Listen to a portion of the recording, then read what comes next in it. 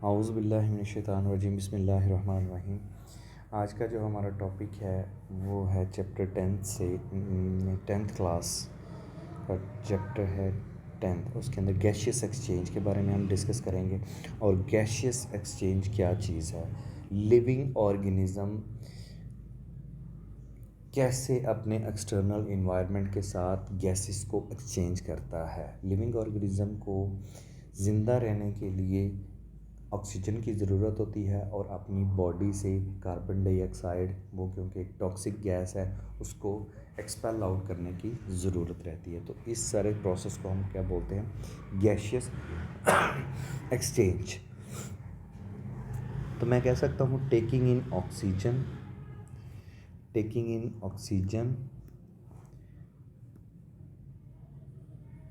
oxygen and giving out of carbon dioxide। इसी को क्या बोलते हैं, इस टर्म को क्या बोलेंगे, गैशियस एक्सचेंज। ठीक है। अब जो गैशियस एक्सचेंज है उसकी दो टर्म्स हैं। ठीक है, वो दो तरीक़ों से हो सकती है। कौन कौन सी? Following are the terms are used for gaseous. First one is respiration, second one is breathing. ठीक हो गया, रेस्पिरेशन एंड ब्रीदिंग। अब हम बारी बारी डिस्कस करते हैं कि रेस्पिरेशन और ब्रीदिंग में फ़र्क क्या है। तो पहले आते हैं रेस्पिरेशन पे।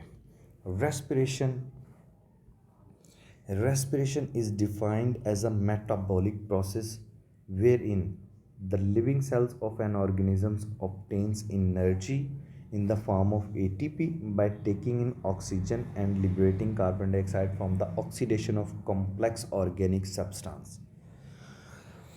यानी क्या कर रहा है कि इस डेफिनेशन के अंदर बताया गया है कि कॉम्प्लेक्स सब्सटेंस, जैसे हम एग्जाम्पल के अंदर आ जाते हैं तो यहाँ पर ये देखें, ग्लूकोज एक कॉम्प्लेक्स ऑर्गेनिक सब्सटेंस है।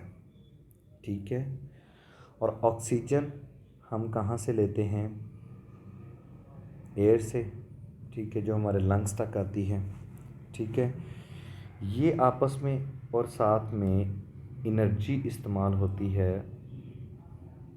ठीक है, और क्या उसको कन्वर्ट कर दिया जाता है कार्बन डाइऑक्साइड के अंदर और वाटर के अंदर। कार्बन डाइऑक्साइड क्या होती है, ऑक्सीजन हम टेक इन करते हैं और कार्बन डाइऑक्साइड को हम कोशिश हमारे लंग्स करते हैं, इसको एक्सपेल आउट करवाते हैं बॉडी से। ठीक है। तो कार्बन डाइऑक्साइड एक टॉक्सिक गैस है। ठीक है। तो इसको हम जो है ना वो एक्सचेंज करवाना बॉडी से, यानी इसको बाहर मूव करवाना ज़रूरी है। ठीक है। तो इसकी डेफिनेशन अगर आप इस एग्जांपल से आपको समझना आसान हो जाएगी। obtains organism obtain energy a living cell obtain energy in the form of ATP। ये ATP की फॉर्म में होती है। ठीक है, ATP की फॉर्म में एनर्जी होती है। Taking in oxygen and liberating carbon dioxide. ठीक है, from the oxidation of complex, उसको हम ऑक्सीडाइज कर रहे होते हैं ग्लूकोज। ये एक कॉम्प्लेक्स ऑर्गेनिक सब्सटेंस है। ठीक है। तो फिर दोबारा इसके ऊपर आ जाते हैं ताकि आपको डेफिनेशन बनाना आसान हो जाए। तो क्या है,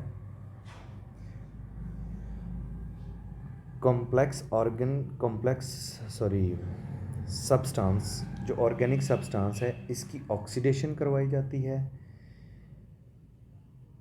एटीपी की मदद से। ठीक है, बाय टेकिंग इन ऑक्सीजन। ठीक हो गया, and liberating the carbon dioxide. Liberate हम इसको करवा रहे होते हैं, आज़ाद करवा रहे होते हैं, छोड़ रहे होते हैं। ठीक है। ठीक है, तो अब आपको डेफिनेशन समझ लगी होगी। Respiration is defined as a metabolic process. ये एक मेटाबॉलिक प्रोसेस है जहाँ पर wherein the living cells of organisms obtain energy. ठीक है, by taking in oxygen and liberating carbon from the oxidation of complex organic substance। ठीक हो गया।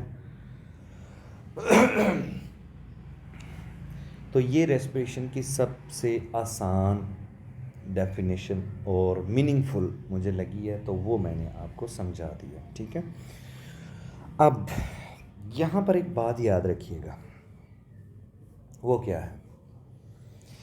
It happens at cellular level and it is a chemical process.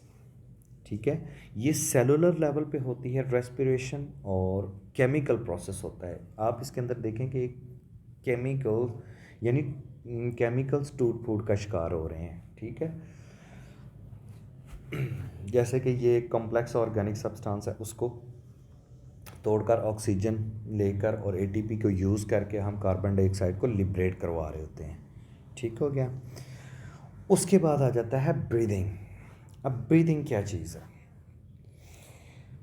Breathing एक simple physical method है जिसके ज़रिए से हम सांस लेते हैं। मतलब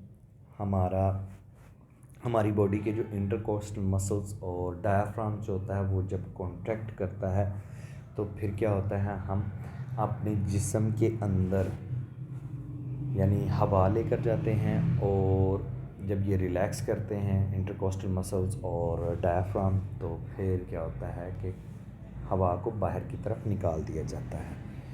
ठीक है, सिंपल ये फिज़िकल मेथड है। तो इसके अंदर क्या हो रहा है कि हम इसके अंदर सांस को इनहेल कर रहे हैं, एयर को इनहेल कर रहे हैं और एक्सहेल कर रहे हैं। ठीक है, so the breathing is a physical process of inhaling oxygen and exhaling carbon dioxide. ये एक सिंपल फिजिकल मेथड है। ठीक है, इसके अंदर कोई इतना टफ नहीं है। ठीक है, तो इसके लिए दो वर्ड यूज़ होते हैं, इंस्पिरेशन और expiration. Inspiration taking in oxygen और एक्सपिरेशन कार्बन डाइऑक्साइड को लिबरेट करवा रहे होते हैं, टेकिंग आउट। ठीक है, इंस्पिरेशन और एक्सपिरेशन। अब आ जाते हैं हम गैसियस एक्सचेंज इन प्लांट्स के अंदर कैसे गैसियस एक्सचेंज होती है, गैसेस एक्सचेंज होती हैं, प्लांट अपने इन्वायरमेंट के साथ कैसे एक्सचेंज करता है। तो एक बात याद रखिएगा कि प्लांट्स के अंदर कोई प्रॉपर सिस्टम, इंसान के अंदर तो एक है ना रेस्पिरेटरी सिस्टम है जिसके ज़रिए से हम गैसेस को एक्सचेंज करवा सकते हैं। तो गैसेस प्लांट्स के अंदर ऐसा कोई प्रॉपर सिस्टम नहीं होता।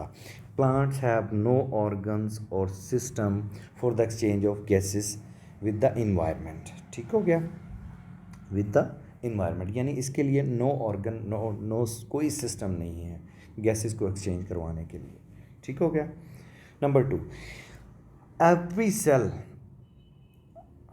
cell of the plant's body exchange gases with the environment by its own। environment के साथ हर सेल environment के साथ अपने ही तरीके से गैसेस को एक्सचेंज करवाता है। ठीक हो गया। अब आगे आ जाते हैं जी gases exchange in young stems and leaves के अंदर, यानी gases exchange in young stems and leaves के अंदर किस किस तरीके से, यानी जो यंग स्टेम्स होते हैं, तने होते हैं, और लीव्स जो होते हैं उनके बारे में थोड़ा सा डिस्कस करते हैं। तो यहाँ पर एक स्ट्रक्चर है, पहले तो इसको एक नज़र दौड़ा लेते हैं। ये देखिए, ये ऊपर जो आपको नज़र आ रही है ये वाली लेयर, ये कौन सी है? क्यूटिकल। ठीक है, ये अपर डर्मिस है। मेसोफिल सेल्स होते हैं ये जो फोटोसिंथेसिस करवा रहे होते हैं। ठीक है, ये जाइलम और फ्लोएम, वाटर को कंडक्ट करती है और फ्लोएम प्रिपेयर्ड फूड को। ठीक है, ये स्पॉन्जी सेल्स होते हैं। ठीक है, ये वाले। ठीक है, और लोअर डर्मिस, ये लोअर डर्मिस है। अच्छा, यहाँ पर एक चीज़ देखें आपने, यहाँ पर कुछ सेल्स जो हैं वो यहाँ पर ओपनिंग है। ठीक है, इसको हम क्या बोलते हैं? स्टोमेटा। क्या बोलते हैं? स्टोमेटा। गार्ड सेल्स ये होते हैं स्टोमेटा को। तो ये छोटे छोटे पोर्स होते हैं। और यहाँ पर अगर आप देखें तो यहाँ पर इंट्रा सेलुलर स्पेसिस, यानी ये भी स्पेस है, ये भी स्पेस है, यानी सेल्स के अंदर स्पेसिस हैं वो ज़्यादा हैं। ठीक है, तो यहाँ से जो एयर फ्लो करेगी अंदर वो यहाँ भी जाएगी, यहाँ भी जाएगी, यहाँ से होती है यहाँ। तो यानी हर एक सेल के साथ कांटेक्ट में है, एयर जो है वो कांटेक्ट में है। ठीक है, तो यहाँ पर अगर कार्बन डाइऑक्साइड या कोई और गैस प्रोड्यूस हो रही है तो वो इजीली क्या हो जाएगी, एयर के साथ बाहर की तरफ डिफ्यूज़ हो जाएगी और यहाँ एयर के अंदर मिक्स होकर वापस क्या हो जाएगी, एक्सपेल आउट हो जाएगी। और यहाँ से फिर ऑक्सीजन अगर चाहिए या कोई भी चाहिए तो वो, तो ये एक यानी कि इंट्रासेलुलर जो स्पेसिस होती हैं ना, ये इन स्पेसिस को बोलते हैं इंट्रासेलुलर स्पेसिस। ठीक है, तो ये बहुत मानी रखती हैं। ठीक है, गैसेस एक्सचेंज के लिए। ठीक है, अब हम वापस आ जाते हैं। ठीक है, अब हम वापस आ जाते हैं ताकि इसको समझना आसान हो जाए। अच्छा जी, gaseous exchange in stems and leaves. The leaves and young stems have stomata in their epidermis. जैसे मैंने यहाँ पे बात की कि इनकी एपिडर्मिस और लोएडर्मिस, ये लोएडर्मिस है और ये एपिडर्मिस है, इनके अंदर स्टोमेटाज होते हैं। ठीक है, स्टोमेटा जिसके ज़रिए से गैसेस एक्सचेंज होती हैं। ठीक है, उसके बाद the gaseous exchange takes place through these stomata. The gaseous exchange takes place through these stomata. In stomata के ज़रिए से होती हैं। The inner cells of leaves, जिनको हम mesophyll cells बोलते हैं, and stem also have air spaces among them which helps in the exchange of, जैसे मैंने आपको बताया कि ये देखें यहाँ पर एयर स्पेसेस होती हैं मेसोफिल सेल्स के, इनको इंट्रासेलुलर स्पेसेस बोलते हैं। ये देखें, ठीक है, ये स्पेसेस हैं। तो इसके ज़रिए से गैसेस एक्सचेंज होती हैं। ठीक है, उसके बाद आ जाते हैं leaf cell faces to situation. जो लीव्स के सेल्स होते हैं वो दो तरह की सिचुएशन, डे टाइम उनकी और सिचुएशन होती है और नाइट टाइम की और सिचुएशन होती है। अच्छा, हम अब आ जाते हैं डे टाइम, कि डे टाइम क्या होता है। आपको पता है कि डे टाइम फोटोसिंथेसिस भी हो रही होती है और रेस्पिरेशन भी हो रही होती है, यानी खुराक बनाने का अमल भी जारी रहता है और साथ में सेलुलर लेवल पे जाके मतलब रेस्पिरेशन भी हो रही होती है, यानी गैसेस को एक्सचेंज भी करवा रहे होते हैं। अब फोटोसिंथेसिस के जब खुराक बन रही होती है तो जाहिर सी बात है तब भी तो क्या होगा, फोटोसिंथेसिस के दौरान क्या होगा कि तब भी गैसेस प्रोड्यूस हो रही हैं और रेस्पिरेशन के दौरान भी क्या हो रहा है, प्रोड्यूसेस हो रही हैं। ठीक हो गया।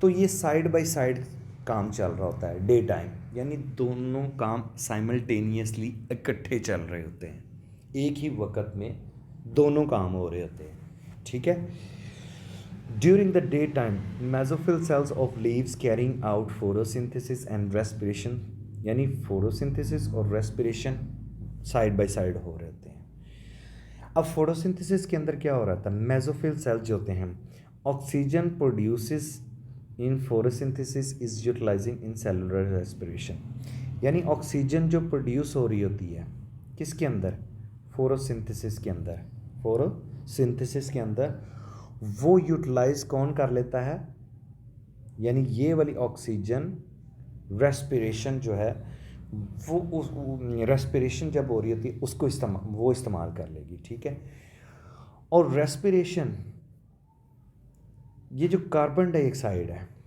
ये वाली कार्बन डाइऑक्साइड, ठीक है, produce during the cellular respiration, वो कौन इस्तेमाल कर लेता है, फोटोसिंथेसिस। ठीक हो गया, वो कौन इस्तेमाल कर लेता है, फोटोसिंथेसिस के प्रोसेस के अंदर इस्तेमाल हो जाती है। ठीक है,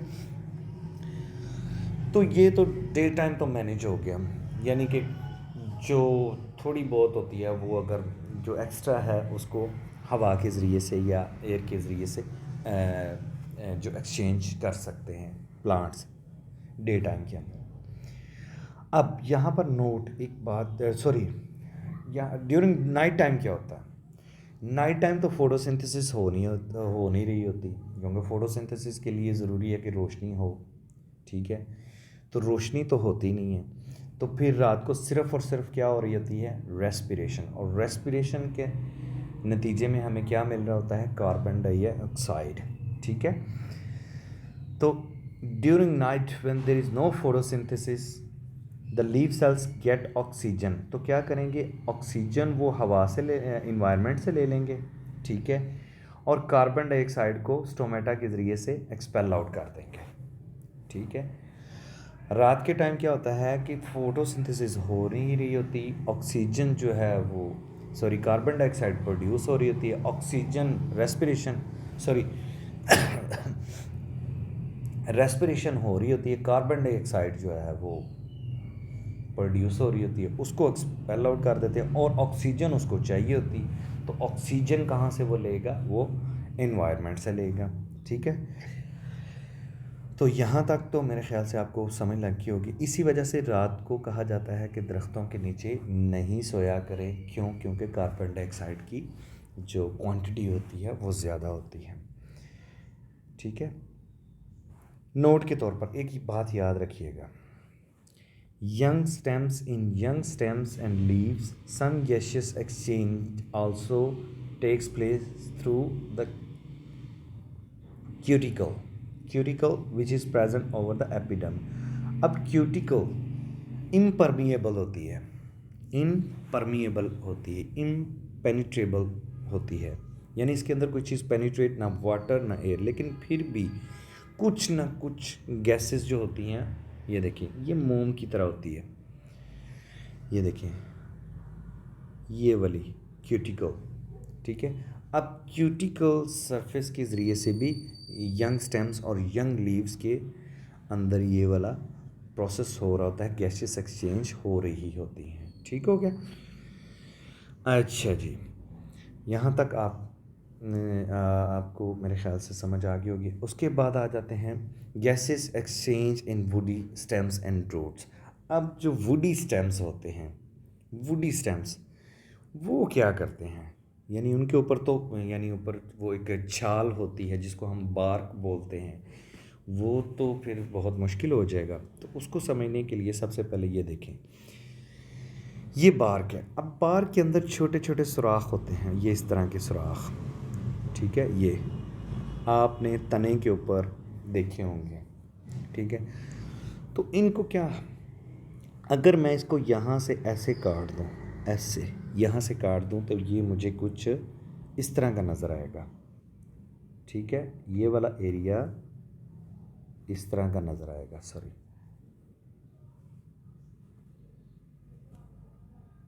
ठीक है। तो इन एरिए को क्या बोलते हैं? लेंटिसल। क्या बोलते हैं? लेंटिकल वर्ड नहीं है, लेंटिसल इसको बोलेंगे, ठीक है, लेंटिसल। तो यहाँ पर पोर्स, ये कुछ टिश्यूज़ होते हैं, ये वाले, ये कुछ टिश्यूज़ होते हैं जो कि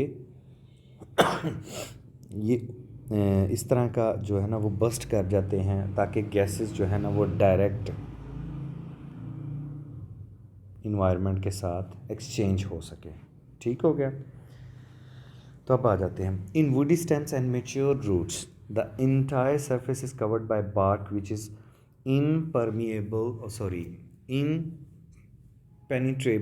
इनपेनिट्रेबल टू गैसेस और वाटर। यानी इसके अंदर पानी या एयर जो है या गैसेस वो तो पेनिट्रेट कर ही नहीं सकती, ठीक है। तो उसके लिए अल्लाह की कुदरत और शान देखें कि तनों के अंदर क्या होता है कि टुक प्लेस थ्रू गैसेस, जो एक्सचेंज होती है वो टुक प्लेस थ्रू लेंटिसल्स, वो लेंटिसल्स के ज़रिए से। और लेंटिसल्स के बारे में मैंने आपको बता दिया है, ये लेंटिसल्स होते हैं, ये कुछ टिश्यू होते हैं, ठीक है। उसके बाद a lenticel is a porous tissues comprising cells with huge intracellular spaces, क्या है कि जो लेंटिसल्स होते हैं ये पोरस टिश्यूज़ होते हैं और इनके दरमियान ये जो स्पेसेस होती हैं ये ज़्यादा होती हैं, पोरस टिश्यूज़ होते हैं ना, सुराखदार टिश्यूज़ होते हैं। ठीक हो गया। तो उसके बाद आज बात करते हैं जी, the lenticels are slightly more raised than the general surface of the stem. ये थोड़े से बाहर की तरफ उभरे हुए होते हैं। ये देखिए, ये यहाँ से आपको पता चल रहा होगा। ठीक है, तो क्या है, ये बाहर की तरफ slightly more raise than the surface of, अगर ये एक्चुअल सरफेस है तो ये थोड़े से बाहर की तरफ है। ठीक है, उसके बाद आते हैं lenticels allow air to pass through them. अब लेंटिसल्स का ही काम है कि उसने एयर को अपने अंदर से गुजारना होता है। Gases diffuse and in out of the general surface of the young roots. अब सॉइल के अब जाहिर सी बात है, जो सॉइल होती है, ज़मीन होती है, उसके अंदर ही जड़ें होती हैं ना, रूट्स होती हैं प्लांट्स की, तो वहाँ पर भी तो गैशियस एक्सचेंज हो रही होती है ना, गैशियस एक्सचेंज, वहाँ पर भी तो ये प्रोसेस जारी होता है। तो वहाँ पर क्या होता है कि वहाँ पर डिफ्यूज़ कर जाती हैं। ठीक है, गैसेस जो होती हैं वो डिफ्यूज़ कर जाती हैं from higher to lower concentration की तरफ। तो ये एक डिफ्यूजन है। ठीक है, उसके बाद आ जाते हैं नोट के सॉरी गैसेस एक्सचेंज इन एक्वाटिक। अब जो पानी में पौधे रहते हैं तो वो क्या करते हैं, वो अपनी ऑक्सीजन तो वाटर से ले लेंगे और कार्बन डाइऑक्साइड वाटर में छोड़ देंगे। ठीक है, वाटर के साथ एक्सचेंज कर लेते हैं, यानी कि ऑक्सीजन ले ली और कार्बन डाइऑक्साइड अपने जिस्म से एक्सपेल आउट कर दी। Get the oxygen dissolve in the water, यानी ऑक्सीजन को वो जो वाटर के अंदर डिज़ोल्व है उसको ले लेते हैं and release carbon dioxide in the water. ठीक है, क्योंकि वो इसी तरह के इन्वायरमेंट में रहते हैं, तो सारी सी बात है कि इस इन्वायरमेंट के अंदर वो इस तरह से गैसेस को एक्सचेंज करते हैं। Thank you so much. और आज का जो जनरल एक ओवरलुक देख लेते हैं। हमने गैसियस एक्सचेंज पढ़े, फिर उसके टर्म्स, गैसियस एक्सचेंज क्या होता है, टेकिंग इन ऑक्सीजन और giving out carbon dioxide, terms use for gaseous. अब दो तरह की टर्म्स यूज़ होती हैं, रेस्पिरेशन होती है, ब्रीदिंग होती है। रेस्पिरेशन एक कॉम्प्लेक्स ऑर्गेनिक सब्सटेंस को एटीपी की मदद से ऑक्सीजन लेकर हम क्या करते हैं कि इसको तोड़ते हैं और कार्बन डाइऑक्साइड लिबरेट करवाते हैं, और ये सिर्फ़ और सिर्फ सेलुलर लेवल पर ही होती है। ठीक है, ब्रीदिंग एक फ़िज़िकल प्रोसेस है, गैसेस एक्सचेंज इन प्लांट्स, और इसके लिए ब्रीदिंग के लिए हम दो वर्ड यूज़ करते हैं, इंस्पिरेशन एंड एक्सपिरेशन। इंस्पिरेशन के अंदर ऑक्सीजन को टेक इन किया जाता है और एक्सपिरेशन के अंदर कार्बन डाइऑक्साइड को टेक इन आउट किया। गैसेस एक्सचेंज इन प्लांट्स, आपको पता है कि प्लांट्स हैव नो ऑर्गन और सिस्टम, वो डायरेक्ट गैसेस जो है इन्वायरमेंट के साथ एक्सचेंज करता है। ठीक है, और हर सेल जो है वो डायरेक्टली इन्वायरमेंट के साथ जो है वो उसकी डायरेक्ट वो इन्वायरमेंट के साथ ख़ुद से ही करता है हर सेल। यंग स्टेम्स के अंदर कैसे होगा कि लीव्स के अंदर क्या होता है, स्टोमेटा के ज़रिए से होगा। ठीक है, और जो मेसोफिल सेल्स जो होते हैं इनर साइड पे होते हैं, वो क्या करते हैं कि वो भी उनके अंदर वो एयर स्पेसेस होती हैं जिनको इंट्रा सेलुलर स्पेसेस बोलते हैं, उनकी मदद से गैसेस एक्सचेंज होंगी। डे टाइम के अंदर मैंने आपको बता दिया है कि डे टाइम के क्या होता है, फोटोसिंथेसिस और रेस्पिरेशन दोनों सेम टाइम पे हो रही होती हैं। फोटोसिंथेसिस के दौरान जो ऑक्सीजन प्रोड्यूस हो रही थी वो रेस्पिरेशन यूज़ करती है, और कार्बन डाइऑक्साइड जो सेलुलर रेस्पिरेशन प्रोड्यूस कर रही होती है वो फोटोसिंथेसिस यूज़ कर। तो नाइट टाइम फोटोसिंथेसिस होती नहीं है, रेस्पिरेशन होती है, तो कार्बन डाइऑक्साइड को तो एक्सपेल आउट कर दिया जाता है और इन्वायरमेंट के अंदर से ऑक्सीजन को ले लिया जाता है। और याद रखिएगा कि यहाँ पर मैंने एक बात नोट के तौर पर इसलिए लिखी क्योंकि क्यूटिकल जो सरफेस होती है वो इम्परमिएबल होती है, तो इसके अंदर भी यानी इसके अंदर से भी गैसेस जो होती हैं वो एक्सचेंज होती हैं। फिर वुडी स्टेम्स के अंदर बार्क होता है, और बार्क के अंदर पोरस टिश्यूज़ होते हैं जिनको हम लेंटिसल्स बोलते हैं, इसके ज़रिए से होती है। फिर गैसेस एक्सचेंज एक्वेटिक प्लांट्स हैं।